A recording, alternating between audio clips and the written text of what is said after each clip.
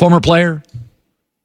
Steph, Clay, Bob Myers, new arena, Silicon Valley, California weather. I don't get it. He wouldn't make any more money in New York. I think it would feel like LeBron going to the Lakers. He'd be great and have a bunch of average young guys around him that nobody else wants. I hope he doesn't go. I like this Kevin Durant. But let me defend Kevin Durant leaving for a second. Kevin Durant has been arguably the best basketball player in the world for 10 years. I say LeBron, but he's a better offensive player, I think, than LeBron. But his entire life of basketball, Kevin Durant has finished second.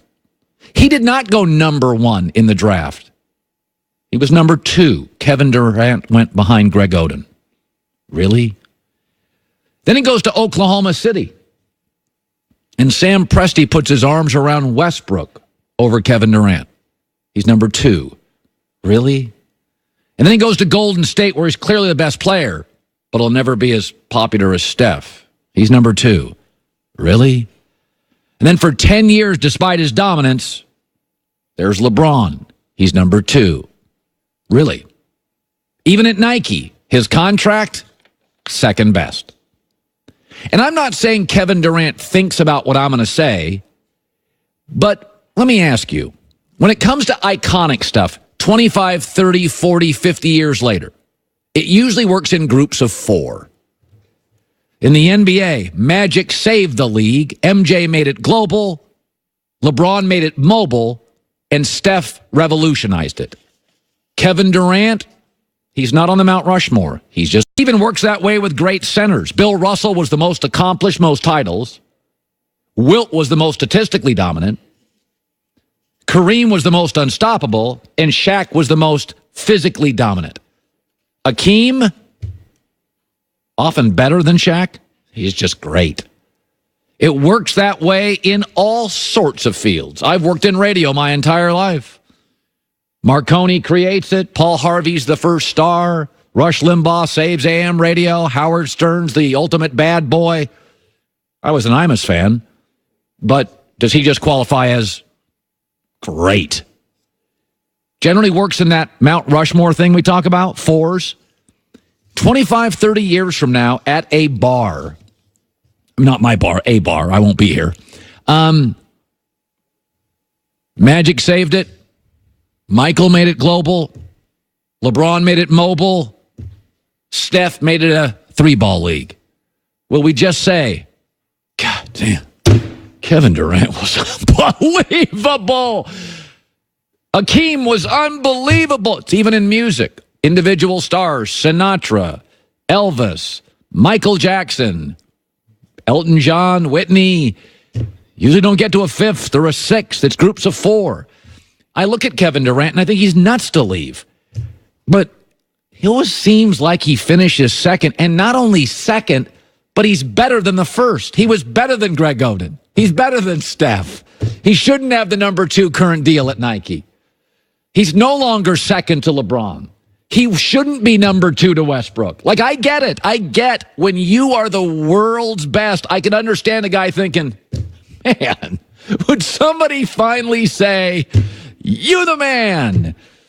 I wouldn't. I don't get it, that. But if he went to New York, unlike LeBron's foray to Los Angeles, which has been at best a mess, and he won in New York, maybe then he makes the mountain. But I'm watching him last night, and the gap between him and even the amazing James Harden is substantial. We had the Warriors beat writer, one of them, Marcus Thompson, on our show about 3 weeks ago. And one of the questions I asked him, I said, like, he's smart, right? Like, he's going to give the Warriors a final chance to sell him, right? Here's what Marcus said about KD. I'm not buying that at the last moment he's sitting at a meeting with somebody and he can't be swayed. Either way, to stay or go. Because that's his personality. Yeah. He could think it's done right now, whether that's staying or going. I still think later on, like, he can be swayed. Like, he's a guy, he feels everything. He sits in the room. He's present. He's got to weigh this stuff. We still have 3 or 4 more series if they win a championship of data to insert into this equation, right? Like, I don't know if even if he thinks he knows the answer, I don't think he knows the answer. I'm not buying it. I think that decision, the more I think about it, is more complicated and confusing and tougher than I at first thought. All right, we got a lot of stuff to get through today. Celtics got blown out. What does it mean? I thought the officiating, Draymond Green said, stop with the officiating. It's amazing. An incredibly funny moment last night on television. And do the Cowboys have a major decision on their hands, and there's no way to solve it? That's coming up.